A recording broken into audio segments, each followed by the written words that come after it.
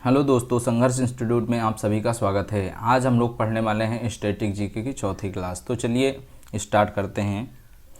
तो question start करने से पहले आप लोगों को एक क्वेश्चन मैंने गलत बता दिया था क्लास दूसरी में। तो याद रखिए, क्लास दूसरी में मैंने एक क्वेश्चन का आंसर गलत बता दिया था, तो उसके लिए सभी बच्चों से भाई सॉरी। तो उसको आप लोग सुधार लीजिएगा। क्या करिए, मैंने आपको बता दिया था खान बहादुर खान को सीमांत गांधी, मैंने ये बताया था। मैंने कहा था इन्हें सीमांत गांधी कहा जाता है, मैंने ये चीज़ कहा था।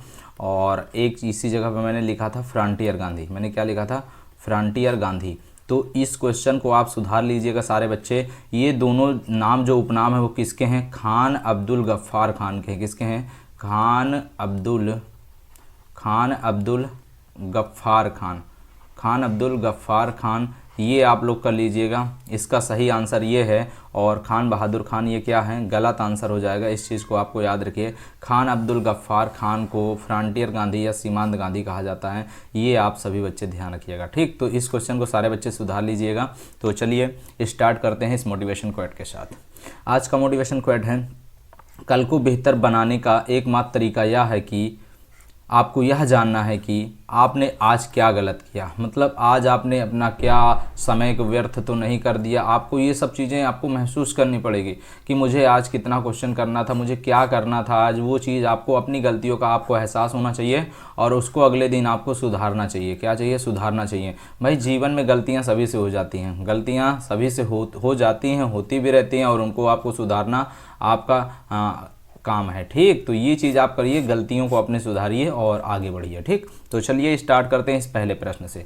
आज का सबसे पहला प्रश्न है, यहाँ पर रहेगा निम्न में से। क्या रहेगा? निम्न में से किसने इरविन तथा गांधी जी को दो महात्मा कहा है? तो याद रखिए, गांधी जी को और इरविन जी को दो महात्मा के नाम से किसने पुकारा? तो याद रखिए, सरोजिनी नायडू। क्या ध्यान रखना है? सरोजिनी नायडू। इस चीज़ को आप अच्छे से ध्यान रखिएगा, काफ़ी ज़्यादा इंपॉर्टेंट हो जाएगा। सरोजिनी नायडू के बारे में बात करें तो इनका जो जन्म हुआ था, ये भी आप याद रखिएगा, इनका जन्म जो हुआ था वो हैदराबाद में हुआ था। कहाँ हुआ था? हैदराबाद में इनका जन्म हुआ था। और ये उत्तर प्रदेश, मतलब भारत के किसी भी राज्य की पहली महिला राज्यपाल थी। और किस राज्य की राज्यपाल बनी थी? तो उत्तर प्रदेश की राज्यपाल बनी थी। इस चीज़ को आपको अच्छे से याद रखना है, काफ़ी ज़्यादा इंपॉर्टेंट हो जाएगा। अच्छे से आपको याद रखना है। भारत कोकिला के नाम से भी किसे जाना जाता है? तो सरोजिनी नायडू को भारत कोकिला, ठीक। भारत कोकिला के नाम से किसे जाना जाता है? सरोजिनी नायडू को जाना जाता है। ये बात भी आप अच्छे से थोड़ा सा याद रखिएगा। मदन मोहन मालवीय के बारे में बात करें तो इन्होंने 1916 में, याद रखिएगा, 1916 में BHU की स्थापना की थी, मतलब बनारस हिंदू यूनिवर्सिटी की स्थापना की थी। ये भी आप याद रखिए। कहाँ पर भाई? बनारस में। कहाँ पर? बनारस में। इस चीज़ को आप ध्यान रखिएगा, ये भी काफ़ी ज़्यादा इंपॉर्टेंट हो जाएगा। तो अब अगर हम आगे बात करते हैं तो याद रखिएगा, तेज बहादुर सप्रू और MR जयकर के प्रयास से गांधी व इरविन के मध्य क्या हुई थी? वार्ता शुरू हुई थी। मतलब गांधी और इरविन के बीच बात कराने के का जो प्रयास हुआ था वो किसके प्रयास से? तो तेज बहादुर सप्रू और MR जयकर, ये आपको ध्यान रखना है। और गांधी इरविन समझौता कब हुआ? ये डेट आपको जरूर याद रखना है, 5 मार्च 1931। तो गांधी और इरविन के मध्य गांधी इरविन समझौता हुआ 5 मार्च 1931 को, गांधी और इरविन के मध्य। अगर बात करें इरविन तो तत्कालीन, मतलब तत्कालीन क्या थे? वायसराय थे। ये चीज़ आपको याद रखना है। तत्कालीन भारत के जो थे वायसराय थे, ये भी आपको अच्छे से याद रखना है, लॉर्ड इरविन को। तो आप अच्छे से थोड़ा सा याद रखिएगा। दिल्ली समझौता के नाम से जाना जाता है, तो गांधी इरविन समझौता का एक अन्य नाम अगर बात करें तो दिल्ली समझौता। तो पेपर में कभी कभी ऐसा भी पूछा जा सकता है, दिल्ली समझौता कब हुआ था? तो आपको बताना है 5 मार्च 1931। 5 मार्च 1931 किसके मध्य? गांधी और इरविन के मध्य दिल्ली समझौता हुआ, जिसे हम लोग गांधी इरविन समझौता के नाम से जानते हैं, क्योंकि ये दिल्ली में हुआ था। इस बात को भी आप ध्यान रखिए। लेकिन अगर बात करें दिल्ली चलो का नारा किसने दिया था? तो दिल्ली चलो का नारा सुभाष चंद्र बोस ने दिया था। ये बात आप याद रखिएगा, काफ़ी ज़्यादा इंपॉर्टेंट है। और अगर आगे बात करें तो दिल्ली चलो आंदोलन का नाम या दिल्ली चलो आंदोलन के नाम से किसे जाना जाता है? तो आप बताइएगा, व्यक्तिगत सत्याग्रह आंदोलन को। किसे? व्यक्तिगत सत्याग्रह आंदोलन को जाना जाता है दिल्ली चलो आंदोलन के नाम से। और व्यक्तिगत सत्याग्रह आंदोलन कब हुआ? 17 अक्टूबर 1940 को। कहाँ से स्टार्ट हुआ? पवनार आश्रम से। पवनार आश्रम कहाँ पड़ता है? महाराष्ट्र में पड़ता है। ये बात भी याद रखिए, डायरेक्ट आपके पेपर में आ सकता है कि पवनार आश्रम कहाँ पड़ता है? महाराष्ट्र में। यहीं से व्यक्तिगत सत्याग्रह आंदोलन की शुरुआत हुई थी। तो व्यक्तिगत सत्याग्रह आंदोलन को हम लोग एक अन्य नाम से जानते हैं, जिसका नाम है दिल्ली चलो आंदोलन, ये बात भी याद रखिए। देखो दिल्ली समझौता, दिल्ली चलो आंदोलन, दिल्ली चलो का नारा, ये तीनों में आप डिफरेंट आप जरूर याद रखिएगा, कन्फ्यूजन्स क्रिएट होती हैं बच्चों के बीच में, तो आप अच्छे से थोड़ा सा इस क्वेश्चन को ध्यान रखिएगा, काफ़ी ज़्यादा इंपॉर्टेंट है। अब 2 क्वेश्चन और बताते हैं। तो व्यक्तिगत सत्याग्रह आंदोलन चला था, तो पूछा जाता है इसके प्रथम सत्याग्रही कौन थे, पूछ लिया जाता है प्रथम सत्याग्रही कौन थे, तो आपको बताना है विनोबा भावे। क्या बताना है? विनोबा भावे बताना है, ये आपको याद रखना है। और अगर पूछा जाए कि दूसरे सत्याग्रही कौन थे, तो आपको बताना है जवाहरलाल नेहरू। क्या बताना है? जवाहरलाल नेहरू। ये आप अच्छे से थोड़ा सा याद रखिएगा, काफ़ी ज़्यादा इंपॉर्टेंट रहने वाला है यहाँ तक ये क्वेश्चन। ठीक, तो चलिए आगे बढ़ते हैं, हम लोग चलते हैं दूसरे प्रश्न पे। आज का दूसरा प्रश्न है, मत्स्य महाजनपद की राजधानी थी चंपा, विराटनगर, वैशाली, हटक। तो भाई मत्स्य महाजनपद की जो राजधानी थी वो थी विराटनगर। इस चीज़ को आप अच्छे से याद रखिएगा, काफ़ी ज़्यादा इंपॉर्टेंट होने वाला है यह क्वेश्चन। अगर हम बात कर लें 16 महाजनपदों के बारे में जानकारी कहाँ से मिलती है, 16 महाजनपदों के बारे में जानकारी मिलती है हमें, एक तो बौद्ध धर्म के अगुत्तर निकाय से। कहाँ से? बौद्ध धर्म के साहित्य अगुत्तर निकाय से। इस चीज़ को आपको याद रखना है, अगुत्तर निकाय, बौद्ध धर्म के अगुत्तर निकाय। और याद रखिएगा जैन धर्म के भगवती सूत्र से। किससे भाई? भगवती सूत्र से। ये आपको याद रखना है, जैन धर्म के भगवती सूत्र से हमें 16 महाजनपदों के बारे में जानकारी प्राप्त होती है। ये चीज़ याद रखिए। थोड़े से दोनों में, अगुत्तर निकाय और भगवती सूत्र में नामों में थोड़ा फर्क है, लेकिन बात उन्हीं की है, तो ये आप थोड़ा सा याद रखिए। जैन धर्म और बौद्ध धर्म के, तो जैन धर्म के अगुत्तर निकाय आपको याद रखना है, और बौद्ध धर्म के भगवती सूत्र से हमें 16 महाजनपदों के बारे में जानकारी प्राप्त होती है। तो वे महाजनपद कौन से थे और उनकी राजधानी क्या थी, हम लोग आपके पेपर में डायरेक्ट यहाँ से एक क्वेश्चन बन जाता है, तो आप याद रखिए। अंग की राजधानी क्या हुआ करती थी? चंपा। और मगध की राजधानी तो याद रखिए राजगृह, कभी कभी गिरिब्रज भी आ जाता है यहीं पर, आप याद रखिए राजगृह या गिरिब्रज कहते थे, राजगृह या गिरिब्रज। और बाद में जो मगध की राजधानी बनी आगे चलकर पाटलिपुत्र, ये आपको याद रखना है। मल्ल की राजधानी कुशीनगर, याद रखिए। और कहीं कहीं कुशीनारा भी आपको मिलता है, क्या मिलता है? कुशीनारा। तो याद रखिए मल्ल की राजधानी कुशीनगर या कुशीनारा, और या पावा आपको याद रखना है। ठीक, तो मल्ल की राजधानी कुशीनारा ज़्यादा पेपर में आता है, ये आप अच्छे से याद रखिएगा।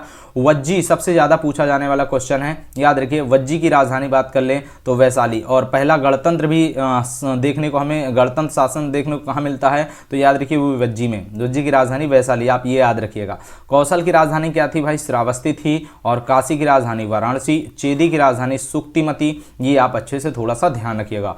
और काफ़ी बार पेपर में पूछा गया कुरु की राजधानी क्या हुआ करते थे? इंद्रप्रस्थ, ये आपको याद रखना है। वत्स की राजधानी कौशाम्बी, ये आप बहुत अच्छा क्वेश्चन है। वत्स की राजधानी क्या है? कौशाम्बी, ये याद रखिए। पंचाल की देखो उत्तरी पंचाल की राजधानी अहिछत्र थी और दक्षिणी पंचाल की राजधानी कामपिल्य, ये आप अच्छे से याद रखिएगा, काफ़ी ज़्यादा इंपॉर्टेंट ये भी है। ठीक, आगे बात करें तो मत्स्य की राजधानी क्या हुआ करती थी? मत्स्य महाजनपद की राजधानी विराटनगर, और यही क्वेश्चन में था, इस चीज़ को आप ध्यान रखिएगा। और सूरसेन की राजधानी मथुरा थी। सूरसेन की राजधानी, तो सूरसेन ये आपको याद रखना है। सूरसेन महाजनपद की राजधानी क्या हुआ करती थी? मथुरा। और अवंती की राजधानी की बात कर लें, याद रखिएगा, तो अच्छे से आप थोड़ा सा याद रखिए, सूरसेन मथुरा, तो ये हो गया। और अवंती की बात कर ले तो उज्जैन और माहिष्मती, ये आप ध्यान रखिएगा। असमक की राजधानी क्या हुआ करती थी? पोटन नहीं भाई, पोटन याद रखिए, यहाँ पे पोटन कर लीजिएगा। तो असमक की राजधानी पोटन, ये आपको याद रखना है। कंबोज की राजधानी आधुनिक कश्मीर का एक राजपुरा है, और नहीं तो आपको जो पेपर में ज़्यादा देखने को मिलता है वो मिलता है हटक। क्या ध्यान की? हटक। तो कंबोज की राजधानी क्या हुआ करती थी? हटक। और गंधार की राजधानी की बात कर ले तो गंधार की राजधानी हुआ करती थी तक्षशिला। तो ये आप याद रखिएगा। तो 16 महाजनपदों के बारे में जानकारी हमें बौद्ध धर्म के अगुत्तर निकाय से और जैन धर्म के भगवती सूत्र से मिलती है। और इसमें जो इंपॉर्टेंट वो मैं बता दे रहा हूँ, देखो ये इंपॉर्टेंट क्वेश्चन आपके पेपर में, मगध आपके पेपर में पूछा जाता है, मल्ल पूछा जाता है, और वज्जी पूछा जाता है। वैसे तो पूछे सभी जाते हैं। चेदी आप याद रखिएगा, ये काफ़ी ज़्यादा इंपॉर्टेंट है। और कुरु तो काफ़ी बार पेपर में पूछा गया है, और वत्स भी पूछ लिया जाता है, और मत्स्य याद रखिए। सूरसेन तो आप भूलिएगा नहीं, ठीक, यहाँ पर। और कंबोज की राजधानी पूछ ली जाती है, और गंधार, ये आपको। अवंती तो सबको पता है, उज्जैन, ये तो इसमें से मैक्सिमम सभी इंपॉर्टेंट है। आप अगर सभी याद कर लो तो बहुत अच्छी बात है, आपको सभी याद होने चाहिए। मैं तो यही कहूँगा आप लिख के अच्छे से याद कर लीजिएगा। ठीक, चलिए बढ़ते हैं आगे।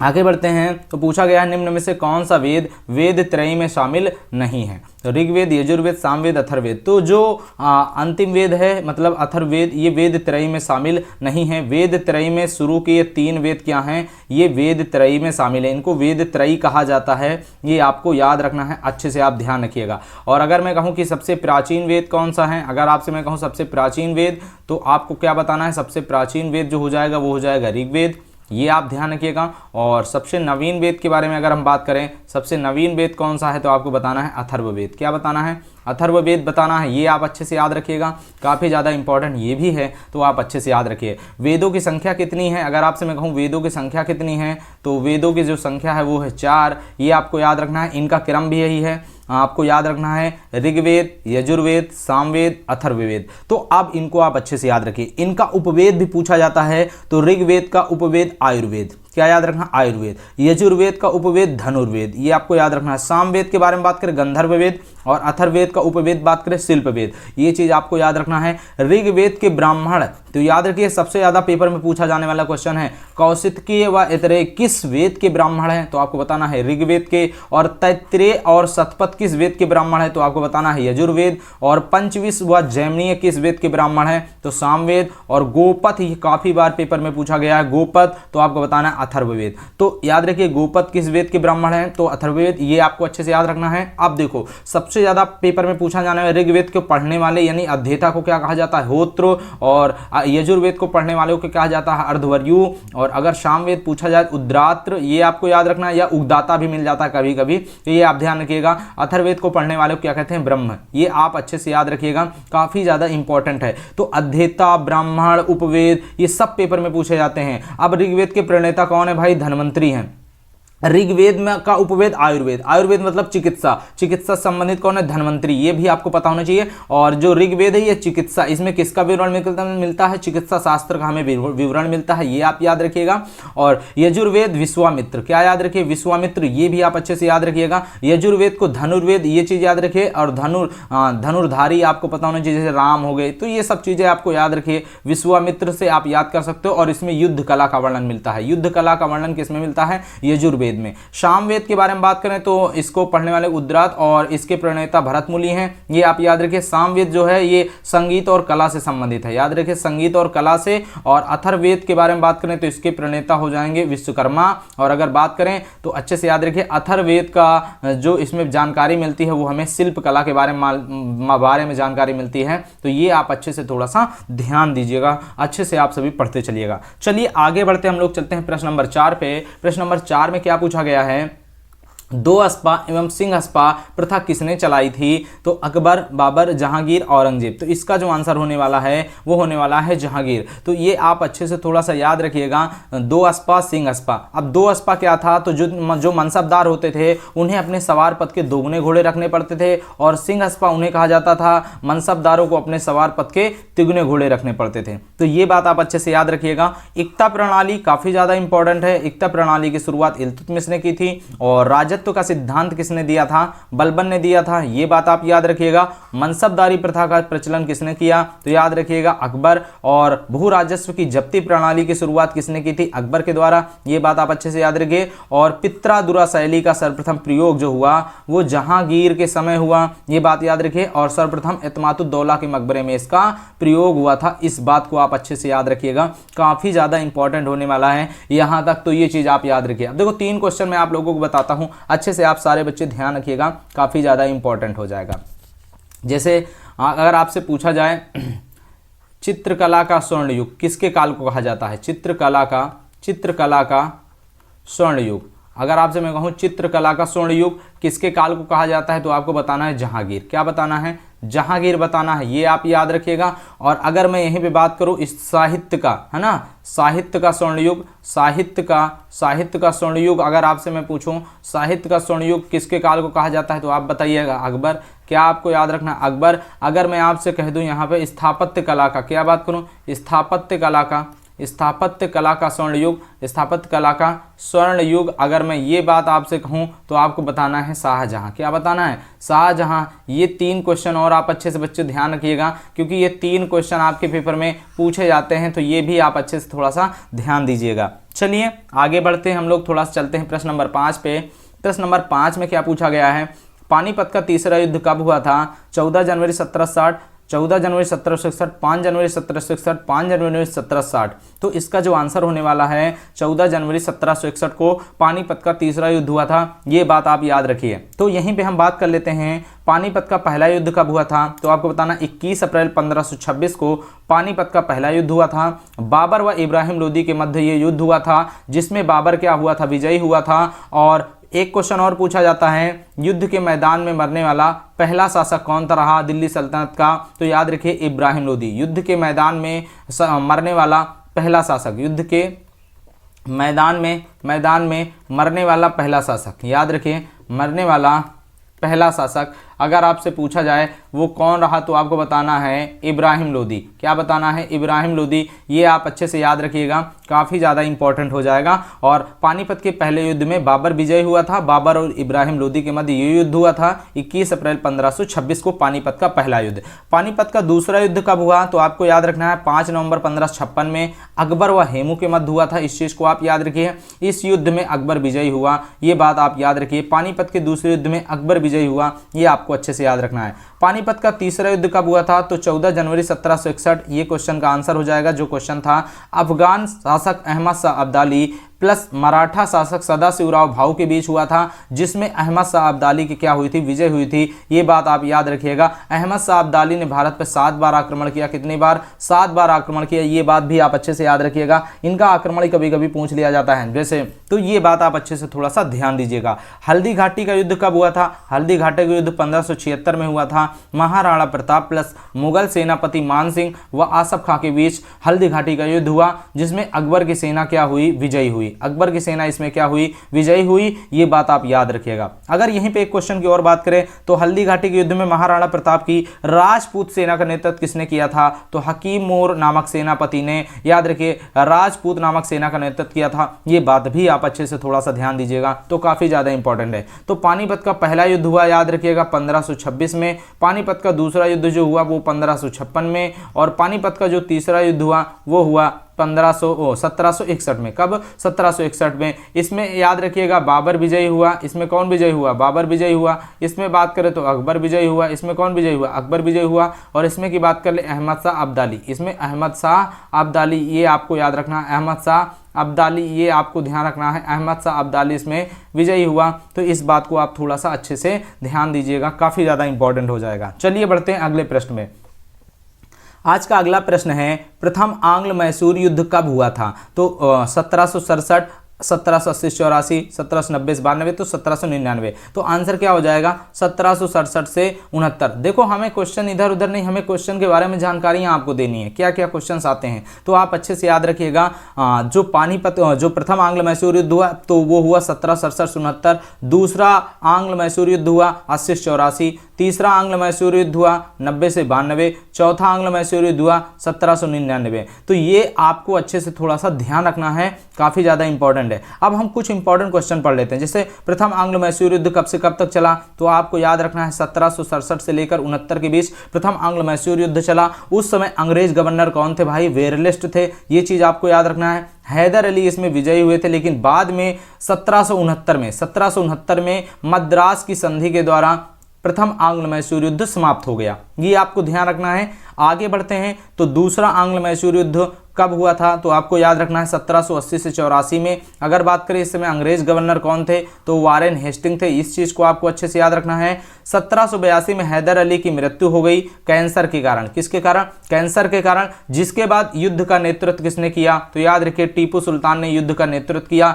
इस बात को आप याद रखिएगा। लेकिन आगे चल के सन 1784 में मंगलौर की संधि के द्वारा दूसरा आंग्ल मैसूर युद्ध क्या हुआ? समाप्त हुआ। तो ये बात आप अच्छे से थोड़ा सा ध्यान रखिएगा, काफ़ी ज़्यादा इंपॉर्टेंट है। हर एक पॉइंट लिख लिख करके आप अच्छे से याद कर लीजिएगा बच्चों। जब पेपर आप देने जाओगे तो वहाँ पे आपको क्वेश्चंस मिलेंगे, ये बात आप ध्यान रखिएगा। चलो आगे बढ़ते हैं और पढ़ते हैं तीसरे आंग्ल मैसूर युद्ध के बारे में। तो तीसरा आंग्ल मैसूर युद्ध कब हुआ? तो आपको याद रखना है 1790 से 92 में। याद रखिए अंग्रेज गवर्नर कौन थे भाई? लॉर्ड कॉर्नवालिस थे। ये आपको याद रखना है। और सन 1792 में श्रीरंगपट्टनम की संधि के द्वारा तीसरा आंग्ल मैसूर युद्ध क्या हुआ? समाप्त हुआ। ये आपको ध्यान रखना है।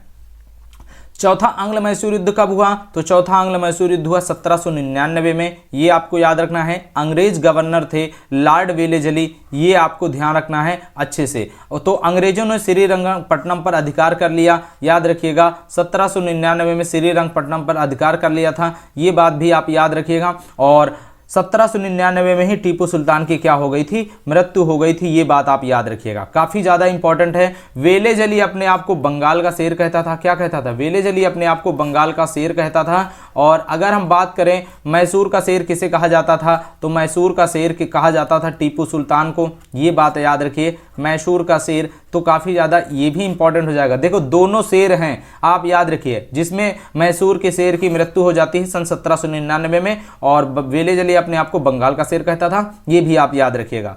आगे बढ़ते हैं, थोड़ा सा इंपॉर्टेंट क्वेश्चन में पढ़ते हैं। मैसूर को जीतने की खुशी में आयरलैंड के लॉर्ड समाज ने वेलेजली को मार्क्विस की उपाधि दी थी। कौन सी मार्क्विस की उपाधि दी थी? ये आप थोड़ा सा ध्यान रखिएगा।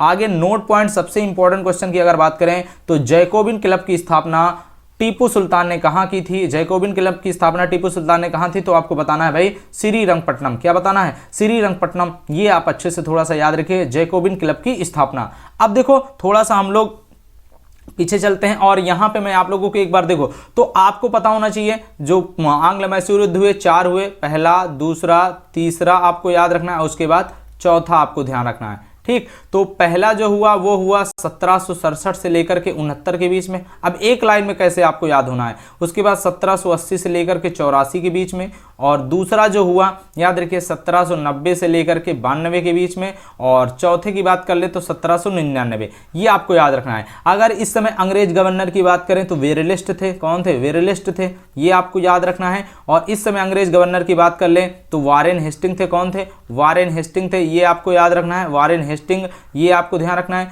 और तीसरे आंग्ल मैसूर युद्ध के समय कौन थे भाई? लॉर्ड कॉर्नवालिस थे, ये आपको याद रखना है, लॉर्ड कॉर्नवालिस, ये आप अच्छे से थोड़ा सा ध्यान दीजिएगा। और अगर हम चौथे की बात समय की बात कर लें तो इस समय वेलेजली थे। कौन थे? वेलेजली थे, ये आपको अच्छे से याद रखना है, काफी इंपॉर्टेंट है। आपको एक चीज और फैक्ट बताता हूं, जो इसका 69 है, 84 है, 92 है, इन्हीं में संधियां हुई थी। तो पहला जो आंग्ल मैसूर युद्ध हुआ था ये मद्रास की संधि के द्वारा समाप्त हुआ था। मद्रास की संधि, ये आपको याद रखना है, मद्रास की संधि कब हुई थी? सन 1767 में, ये आपको अच्छे से 1769 में भाई, कब? 1769 में। और आगे बात करें तो मंगलौर की संधि के द्वारा दूसरा आंग्ल मैसूर युद्ध समाप्त हुआ था। मंगलौर की संधि कब हुई थी? तो आपको याद रखना है सन 1784। और उसके बाद श्रीरंगपट्टनम की संधि के द्वारा तीसरा आंग्ल मैसूर युद्ध समाप्त हुआ, श्रीरंगपट्टनम, ये आपको याद रखना है। और श्रीरंगपट्टनम की संधि हुई थी सन 1792 में। और उसके अलावा 1799 में ही टीपू सुल्तान की मृत्यु हो गई। ये अपने आप को, ये इन्हें मैसूर का शेर कहा जाता था, वेलेजली अपने आप को बंगाल का शेर कहता था। तो अच्छे से यहाँ से क्वेश्चन आप ध्यान रखिएगा, आपके पेपर में पूछा जा सकता है, ये चीज याद रखिए। और हाँ, एक बात और याद रखिए, जो दूसरा आंग्ल मैसूर युद्ध हुआ इसी के दौरान हैदर अली की मृत्यु हुई थी, हैदर अली की मृत्यु हुई थी, ये आपको अच्छे से याद रखना है। और चौथे आंग्ल मैसूर युद्ध के समय टीपू सुल्तान की मृत्यु हुई थी, मतलब 2 दूना 4, मतलब दूसरे और चौथे में मृत्यु हुई थी। दूसरे में हैदर अली की और चौथे में टीपू सुल्तान की मृत्यु हुई थी। जैकोबिन क्लब की स्थापना टीपू सुल्तान, ये आप अच्छे से याद रखिए, मैसूर का शेर कहा जाता है, ये बात भी आप अच्छे से याद रखिएगा। चलिए बढ़ते हैं आगे। प्रश्न नंबर 7 के बारे में अगर हम बात करें तो प्रश्न नंबर 7 में पूछा गया है, संघर्ष की ओर टूवर्ड्स स्ट्रगल पुस्तक के लेखक कौन है? जवाहरलाल नेहरू, जयप्रकाश नारायण, डॉक्टर राजेंद्र प्रसाद, विपिन चंद्र। तो आपको याद रखना है जयप्रकाश नारायण। संघर्ष की ओर मतलब टूवर्ड्स स्ट्रगल, कभी संघर्ष की ओर आ जाए, कभी टूवर्ड्स स्ट्रगल आ जाए, तो इस पुस्तक के लेखक है जयप्रकाश नारायण, ये बात आप याद रखिए। तो जयप्रकाश नारायण ने 1975 में आपातकाल के दौरान जेल में रहकर इन्होंने प्रिजन डायरी नामक पुस्तक लिखी थी। कौन सी? प्रिजन डायरी नामक पुस्तक लिखी थी जयप्रकाश नारायण ने, ये बात आप याद रखिएगा। और जयप्रकाश नारायण को लोकनायक के नाम से भी जाना जाता है, ये बात भी आप अच्छे से याद रखिए। 1974 में संपूर्ण क्रांति का नारा किसने दिया था? तो आप याद रखिए जयप्रकाश नारायण ने। इस बात को आप अच्छे से याद रखिए, काफी ज्यादा इंपॉर्टेंट होएगा, अच्छे से आपको ध्यान रखना है। और जयप्रकाश नारायण के बारे में बात करें तो भारत छोड़ो आंदोलन 1942 के दौरान ये अंडरग्राउंड रहकर भारत छोड़ो आंदोलन में मदद की थी, ये बात भी आप याद रखिएगा। आगे बात करते हैं तो यहीं पे अगर हम आगे बढ़ते हैं तो थोड़ा सा याद रखिएगा, गोखले माई पॉलिटिकल गुरु पुस्तक के लेखक कौन है? तो याद रखिए महात्मा गांधी। और महात्मा गांधी के राजनीतिक गुरु कौन थे? गोखले ही थे। राजनीतिक राजनीतिक गुरु, याद रखिए महात्मा गांधी के राजनीतिक गुरु कौन थे? गोपाल कृष्ण गोखले। क्या ध्यान रखना है? गोपाल कृष्ण गोखले, ये आपको अच्छे से याद रखना है, गोपाल कृष्ण गोखले। ठीक, ये बात आप अच्छे से याद रखिएगा, महात्मा गांधी के राजनीतिक गुरु थे।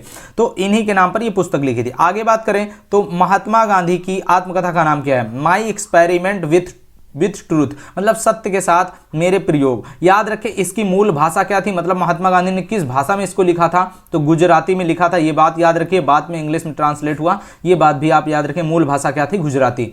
आगे बात करें तो डॉक्टर एपीजे अब्दुल कलाम की आत्मकथा का नाम क्या है? विंग्स ऑफ फायर है। क्या है? Wings of fire. अगर पूछा जाए ऑटोबायोग्राफी एपीजे अब्दुल कलाम की, तो आपको बताना है विंग्स ऑफ फायर। तो अच्छे से आप याद रखिएगा, काफी ज्यादा इंपॉर्टेंट रहने वाला है। तो यहां तक ये चीजें हमने बात कर ली। अब चलिए बढ़ते हैं अगले प्रश्न की ओर। अगला प्रश्न है प्रश्न नंबर 8। शारदा अधिनियम कब आया था? 1939, 1929, 1927, 1928। तो याद रखिए 1929 में शारदा अधिनियम आया। इस चीज को याद रखिए। डॉक्टर हरविलास शारदा के प्रयास से बाल विवाह कानून बन पाया, ये आप याद रखिए। तो और इसका नाम रखा गया था शारदा अधिनियम। ये बात आप अच्छे से याद रखिए, शारदा एक्ट, ये चीज आपको ध्यान रखना है, जिसके तहत विवाह के लिए लड़कियों की जो न्यूनतम आयु रखी गई थी वो 14 वर्ष रखी गई थी, और लड़कों के लिए कितने वर्ष निर्धारित की गई थी? 18 वर्ष निर्धारित की गई थी। तो शारदा एक्ट के तहत याद रखिए, शारदा एक्ट के तहत पूछा जाता है, शारदा एक्ट तो सबसे पहली बात कब आया? 1929 में आया, ये बात आप याद रखिएगा। तो आगे कभी कभी 30 भी मिलता है, ठीक। तो ये बात आप याद रखिए, कब आया? 1929 में। तो याद रखिए इसी एक्ट के, इसी अधिनियम के तहत क्या हुआ था? लड़कियों के लिए 14 वर्ष, लड़कियों के लिए शादी की न्यूनतम आयु कितनी? 14 वर्ष, और लड़कों के लिए 18 वर्ष रखी गई। ये बात याद रखिएगा। आगे बात करते हैं तो एक क्वेश्चन और बताते हैं। नेटिव मैरिज एक्ट ये कब आया था? 1872 में। अगर बात करें इस समय भारत के वाइस गवर्नर जनरल कौन थे? तो आपको याद रखना है लॉर्ड मेयो। क्या याद रखना है? Lord Mayo. ये बात आप याद रखिएगा, गवर्नर जनरल लॉर्ड मेयो। तो नेटिव मैरिज एक्ट आया 1872 में, और इसमें सबसे बड़ी भूमिका किसकी रही? तो केशव चंद्र सेन ने इस एक्ट को पारित कराने में महत्वपूर्ण भूमिका निभाई। ये चीज याद रखिएगा। इसमें क्या था? तो याद रखिए 14 वर्ष से कम आयु की कन्याओं का विवाह इसमें क्या था? वर्जित था नेटिव मैरिज एक्ट में। ये बात आप अच्छे से याद रखिएगा, काफी ज्यादा इंपॉर्टेंट हो जाएगा। आगे बात करें तो विधवा पुनर्विवाह अधिनियम ये 1856 आया। विधवा पुनर्विवाह अधिनियम 1856 आया। अगर बात करें तो इसको तैयार किसने किया था? लॉर्ड डलहौजी द्वारा इसको तैयार किया गया था। और लॉर्ड कैनिंग जो भारत के पहले वायसराय बने, इन्हीं के द्वारा इसे क्या किया गया? पारित किया गया। तो ये आपको अच्छे से थोड़ा सा ध्यान रखना है। और अगर पूछा जाए विधवा पुनर्विवाह अधिनियम में सबसे ज्यादा योगदान किसका रहा? तो आप याद रखिएगा ईश्वरचंद विद्यासागर। ईश्वरचंद विद्यासागर का सबसे ज्यादा योगदान रहा विधवा पुनर्विवाह अधिनियम को लागू कराने में। इस बात को आप अच्छे से याद रखिएगा, काफी ज्यादा इंपॉर्टेंट हो जाएगा यहां तक ये क्वेश्चन। चलिए बढ़ते हैं आगे बढ़ते हैं प्रश्न नंबर 9 में। प्रश्न नंबर 9 में क्या पूछा गया है? राजा राम मोहन राय की समाधि कहां है? तो याद रखिए कोलकाता, पटना, कनाडा, इंग्लैंड। तो आंसर क्या हो जाएंगे? इंग्लैंड। इंग्लैंड में कहां पर है? याद रखिएगा ब्रिस्टल। कहां पर है भाई? ब्रिस्टल इंग्लैंड में पड़ता है। यहीं पर राजा राम मोहन राय की समाधि है। इस चीज को आप ध्यान रखिएगा। 27 सितंबर 1833 को राजा राम मोहन राय की मृत्यु ब्रिस्टल इंग्लैंड में हो गई। ये आपको याद रखना है 1833 में। इस चीज को आपको अच्छे से ध्यान रखना है। राजा राम मोहन राय को राजा की उपाधि किसने दी थी? तो अकबर द्वितीय ने दी थी। इन्हीं के दूत के रूप में याद रखिएगा पेंशन के बारे में बात करने के लिए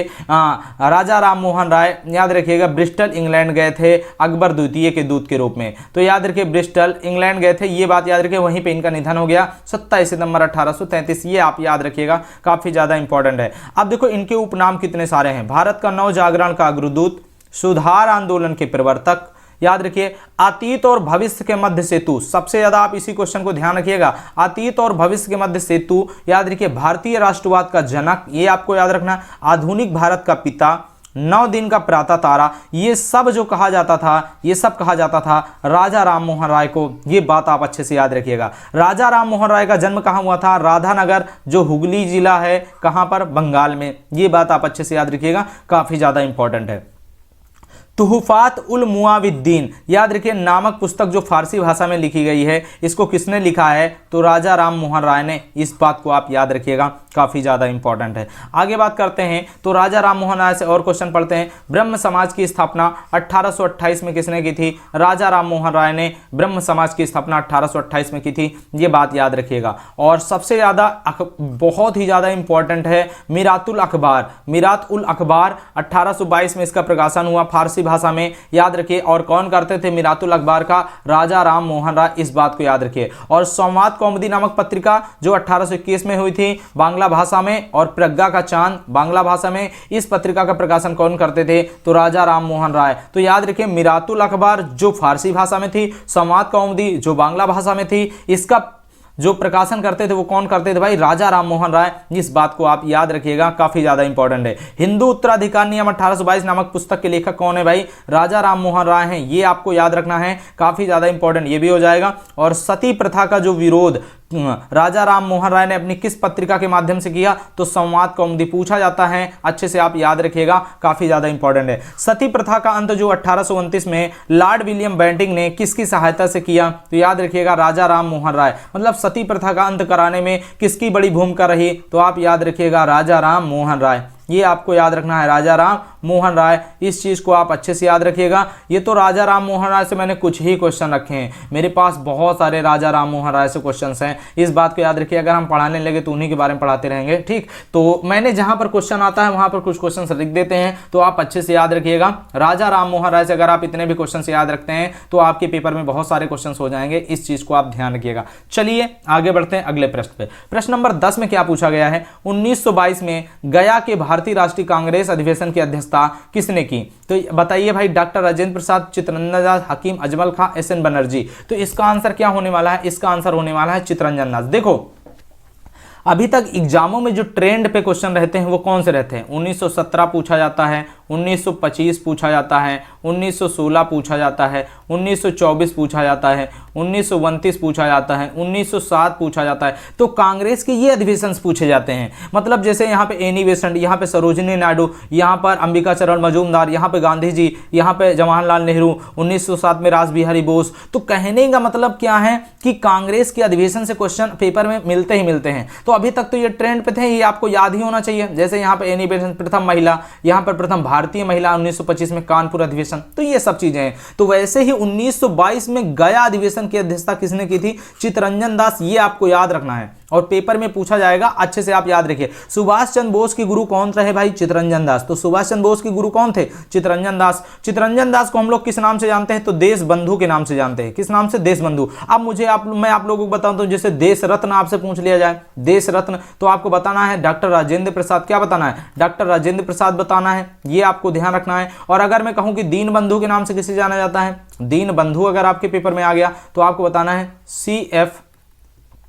CF एंड्रूज। CF एंड्रूज, ये बताना है। ये आप अच्छे से थोड़ा सा याद रखिएगा, काफी ज्यादा इंपॉर्टेंट हो जाएगा। यहां तक ये बातें आपको ध्यान रखना है। तो देश बंधु के नाम से भाई Chittaranjan Das, the friend of nation, है ना? तो चित्तरंजन दास, ये आपको याद रखना है। इसी अधिवेशन में चित्तरंजन दास ने अध्यक्ष पद से त्याग दे दिया, मतलब गया अधिवेशन की अध्यक्षता की, उसके बाद त्याग पत्र दे दिया तथा कांग्रेस के भीतर रहकर ही 1923 में, कब? 1923 में मोतीलाल नेहरू के साथ मिलकर स्वराज पार्टी का गठन किया। यह स्वराज पार्टी का गठन कब हुआ? 1923 में। ये काफी बार एग्जाम में पूछा जाता है, तो आप सभी अच्छे से ध्यान रखिएगा। चलिए बढ़ते हैं आगे। तो आगे हम कांग्रेस से संबंधित बहुत सारे क्वेश्चन पढ़ लेते हैं। जैसे यहां पर है, भारतीय राष्ट्रीय कांग्रेस का पुराना नाम क्या था? तो बताना है भारतीय राष्ट्रीय संघ, इंडियन नेशनल यूनियन, INU कहा जाता था पहले। तो याद रखिए, भारतीय राष्ट्रीय संघ का नाम बदल करके क्या किया गया? तो आपको बताना है भारतीय राष्ट्रीय कांग्रेस किया गया। किसने सुझाव दिया था इस नाम का? तो दादा भाई नौरोजी। दादा भाई नौरोजी, इन्हें ग्लैड स्टोन ऑफ इंडिया भी कहा जाता है, ग्लैड स्टोन उपनाम से भी जाना जाता है। ग्लैड स्टोन किसे कहा जाता है? तो याद रखिए दादा भाई नौरोजी। और grand old man of India भी किसे कहा जाता है? तो याद रखिए वो भी दादा भाई नौरोजी, भारत का वयोवृद्ध पुरुष। ये आपको याद रखना है, अच्छे से आप ध्यान रखिएगा। आगे बात करें कांग्रेस के पहले अध्यक्ष कौन बने, तो व्योमेश चंद्र बनर्जी बने। इन्होंने 1885 में बंबई अधिवेशन की अध्यक्षता की और कांग्रेस की जो स्थापना भी हुई थी वो 1885 में ही हुई थी, ये आपको याद रखना है। तो पहले अध्यक्ष कौन बने कांग्रेस के, व्योमेश चंद्र बनर्जी। कांग्रेस के प्रथम पारसी या गैर हिंदू की बात कर ली जाए तो दादा भाई नौरोजी आपको बताना है। 1886 में इन्होंने कलकत्ता अधिवेशन की अध्यक्षता की थी। प्रथम मुस्लिम अध्यक्ष के बारे में बात की जाए तो आपको बताना है बदरुद्दीन तैयब जी। इन्होंने 1887 में मद्रास अधिवेशन की अध्यक्षता की, इस चीज को याद रखिए। कांग्रेस के प्रथम अंग्रेज अध्यक्ष कौन थे, तो आपको बताना है जॉर्ज यूले। 1888 में इन्होंने इलाहाबाद अधिवेशन की अध्यक्षता की थी, इस बात को भी आप अच्छे से याद रखिएगा, काफी ज्यादा इंपॉर्टेंट है। कांग्रेस के दूसरे अंग्रेज अध्यक्ष, और अगर पूछा जाए ए.ओ. ह्यूम के जीवनीकार कौन थे, तो विलियम वेडरवन, और ये कांग्रेस के दूसरे अंग्रेज अध्यक्ष बने। 1889 में इन्होंने बंबई अधिवेशन की अध्यक्षता की, ये बात आप याद रखिएगा। केरल के प्रथम कांग्रेस के अध्यक्ष कौन बने, केरल से मतलब तो सी शंकरन नायर, ये आपको याद रखना है। 1897 में अमरावती अधिवेशन की अध्यक्षता की थी सी शंकरन नायर, ये केरल के प्रथम कांग्रेस के अध्यक्ष थे, इस बात को आप याद रखिए। सबसे इंपॉर्टेंट यहां से स्टार्ट हो जाते हैं, ये आपको याद रखना है। कांग्रेस की प्रथम महिला अध्यक्ष कौन थी, एनी बेसेंट थी। 1917 में इन्होंने कलकत्ता अधिवेशन की अध्यक्षता की, ये बात याद रखिएगा। और कांग्रेस के प्रथम कार्यकारी, ये हमारे हिसाब से इंपॉर्टेंट क्वेश्चन है क्योंकि अब एग्जाम में ये पूछा जा सकता है। कांग्रेस के प्रथम कार्यकारी अध्यक्ष कौन थे, हकीम अजमल खां। 1921 में इन्होंने अहमदाबाद अधिवेशन की अध्यक्षता की, ये आपको ध्यान रखना है। और कांग्रेस के सबसे युवा अध्यक्ष कौन रहे, तो मौलाना अबुल कलाम आजाद, याद रखिएगा। 1923 में इन्होंने दिल्ली अधिवेशन की अध्यक्षता की और सबसे ज्यादा समय तक मतलब 1942 के बाद भारत की स्वतंत्रता तक, याद रखिएगा, कांग्रेस के अध्यक्ष रहे कौन, मौलाना अबुल कलाम आजाद, लगभग 6 वर्ष तक। तो सबसे ज्यादा समय तक पूछा जाए और सबसे युवा अध्यक्ष पूछा जाए तो आपको बताना है मौलाना अबुल कलाम आजाद, याद रखिएगा। 1923 में सबसे पहली बार इन्होंने दिल्ली अधिवेशन की अध्यक्षता की, फिर आगे 1942 में जब क्रिप्स प्रस्ताव आया, कैबिनेट मिशन आया, याद रखिए, और वेवेल योजना आई, इस समय कांग्रेस के अध्यक्ष कौन थे, तो मौलाना अबुल कलाम आजाद थे, ये बात आप अच्छे से याद रखिएगा। कांग्रेस की प्रथम भारतीय महिला अध्यक्ष कौन बनी, तो याद रखिएगा सरोजिनी नायडू। इन्होंने 1925 में कानपुर अधिवेशन की अध्यक्षता की थी, ये बात आप याद रखिएगा, काफी ज्यादा इंपॉर्टेंट है। स्वतंत्रता के समय कांग्रेस के अध्यक्ष कौन थे, तो जेबी कृपलानी थे। इन्होंने 1946 में मेरठ अधिवेशन की अध्यक्षता की, ये बात आप ध्यान रखिएगा। आगे बात करें स्वतंत्रता के बाद कांग्रेस के प्रथम अध्यक्ष कौन थे, पट्टाभी सीतारामैया। 1948 में इन्होंने जयपुर अधिवेशन की अध्यक्षता की, इस बात को आप ध्यान रखिएगा। आई होप आप सभी को यहां तक समझ में आया होगा। तो चलिए आगे बढ़ते हैं, थोड़ा सा हम लोग पढ़ते हैं इंपॉर्टेंट क्वेश्चन। तो इंपॉर्टेंट क्वेश्चन में मैंने आज आपके लिए वायुमंडल में पाई जाने वाली प्रमुख गैसें मैंने यहां पे रखा हुआ है। तो वायुमंडल में सबसे ज्यादा मात्रा में नाइट्रोजन, उसके बाद ऑक्सीजन, उसके बाद आर्गन, उसके बाद कार्बन डाइऑक्साइड, उसके बाद नियान, उसके बाद हीलियम। तो कभी कभी ये पेपर में आपके क्रम से लगाने के लिए भी एग्जाम में आ जाता है। इस एक क्वेश्चन को आप बहुत अच्छे से अहमियत दीजिएगा, आपके पेपर में आएगा। तो नाइट्रोजन वायुमंडल में 78.08% पाई जाती है, लगभग 78%, ये आप याद रखिएगा। ऑक्सीजन जो है 20.95% पाई जाती है, लगभग 21%, ये आप याद रखिएगा। और आर्गन जो पाई जाती है 0.93%, ये आपको याद रखना है। देखो एग्जाम में अगर आपसे पूछा जाए वायुमंडल में सबसे ज्यादा मात्रा में पाई जाने वाली अक्रिय गैस, शून्य गैस, ये नोबेल गैस, तो आपको बताना है आर्गन। क्या बताना है, आर्गन।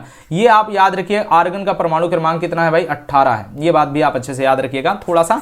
तो यहां तक ये चीजें हैं जिसको आपको थोड़ा सा याद रखना है। कार्बन डाइऑक्साइड, ये आपको याद रखना है 0.0407%, ये आपको याद रखना है। नियान के बारे में आपको याद रखना है, हीलियम के बारे में आप, तो इनका क्रम आपको जरूर याद रखना है। Nitrogen, oxygen, argon, carbon dioxide, neon और उसके बाद हीलियम। ये तो वायुमंडल की बात हो गई। अगर हम बात कर लें स्थल मंडल, क्या बात करें, स्थल मंडल, तो ये आपको याद रखना है स्थल मंडल। ये भी इसमें भी पूछा जाता है, सबसे ज्यादा आपको पूछा जाता है इसमें, आप लोगों ने पढ़ा होगा सिलिका जल, है ना। तो जल, तो ऑक्सीजन सबसे ज्यादा मात्रा में, धातु तत्व कौन सा है, तो स्थल मंडल के बारे में भी काफी क्वेश्चन पूछ लिए जाते हैं। ठीक, तो चलिए आगे हम बढ़ते हैं इंपॉर्टेंट क्वेश्चन में, एक स्लाइड और पढ़ते हैं। तो वायुमंडल की परतें, तो वायुमंडल में कितनी परतें हैं भाई, 5 परतें हैं, इस चीज को आपको ध्यान रखना है। तो सबसे निचली परत कौन है, जो सबसे पहले अगर हम बात करें, ये मान के चलो पृथ्वी है, तो सबसे पहली परत ये पड़ेगी क्षोभ मंडल, क्या पड़ेगी, क्षोभ मंडल। इसी प्रकार से फिर इसके बाद अगली पड़ जाएगी समताप मंडल, क्या पड़ेगी, समताप मंडल, ऐसे आपको याद रखना है। फिर अगली परत पड़ेगी, आपको बताना है मध्य मंडल, क्या, मध्य मंडल। फिर उसके बाद आयन मंडल, क्या हो जाएगा, आयन मंडल। फिर उसके बाद आपको याद रखना है बहिर्मंडल। क्या ध्यान रखना है? बहिर्मंडल। तो ये पृथ्वी है, पृथ्वी से ऊपर ये सबसे पहले निचली परत जो होती है कौन है? क्षोभ मंडल। तो याद रखिएगा क्षोभ मंडल की एक विशेषता यह है कि प्रति 165 मीटर की ऊंचाई जाने पर तापमान क्या होता है? घटता है। और आगे बात करें समताप मंडल में निचले 20 किलोमीटर तक तापमान क्या रहता है? समान। तो इस मंडल में माना जाता है कि तापमान क्या रहता है? समान रहता है, लेकिन ऊंचाई के साथ तापमान क्या होता है? थोड़ा सा बढ़ता है। ये बात भी आप याद रखिएगा। मध्य मंडल में ऊंचाई के साथ तापमान घटता है, ये आपको याद रखना है। और आयन मंडल में ऊंचाई के साथ तापमान बढ़ता है, और उसके बाद बहिर्मंडल में ऊंचाई के साथ तापमान बढ़ता ही जाता है। कहने का मतलब 5 परतें हैं, तो याद रखिए सबसे पहली परत में तापमान घटता है, दूसरे में बराबर रहता है, ठीक, तीसरे में फिर क्या होता है? तीसरे में फिर आपको याद रखना है तापमान क्या होता है? तीसरे में फिर तापमान घटता है, और चौथे में आपको याद रखना है बढ़ता है, पांचवें में तापमान बढ़ता है। आपको ये इसको आपको याद रखना है, इस डायग्राम को आप थोड़ा सा ध्यान रखिए। पहले में क्या होता है? घटता है, दूसरे में बराबर रहता है, ये आपको याद रखना है, और तीसरे में बात करें घटता है, चौथे में क्या होता है? बढ़ता है, पांचवें में क्या होता है? बढ़ता ही रहता है। इस चीज को आपको याद रखना है। तो क्षोभ मंडल में सभी मौसमी घटनाएं कहाँ होती हैं? बादल, कोहरा, तूफान, सभी मौसमी घटनाएं कहाँ होती हैं? क्षोभ मंडल में। और ओजोन परत कहाँ पाई जाती है? अगर आपसे पूछ लिया जाए तो ओजोन परत जो पाई जाती है वो समताप मंडल में पाई जाती है। ये बात भी आप अच्छे से याद रखिएगा, काफी ज्यादा इंपॉर्टेंट है। चलिए बढ़ते हैं आगे। तो कल मैंने आप लोगों से एक प्रश्न पूछा था, कल की मंदिर का शिलान्यास पीएम मोदी ने कहाँ किया? तो इसका आंसर हो जाएगा भाई संभल। इस चीज को अभी ध्यान रखिएगा, काफी ज्यादा इंपॉर्टेंट है। कल की किसका अवतार हो जाएगा? विष्णु। इस चीज को आपको याद रखना है, तो आप अच्छे से याद रखिएगा, काफी ज्यादा इंपॉर्टेंट है। विष्णु के 10 अवतारों में कल की आपको याद रखना है इस मंदिर का आपका शिलान्यास जो किया गया पीएम मोदी के द्वारा, कहां पर भाई? संभल में।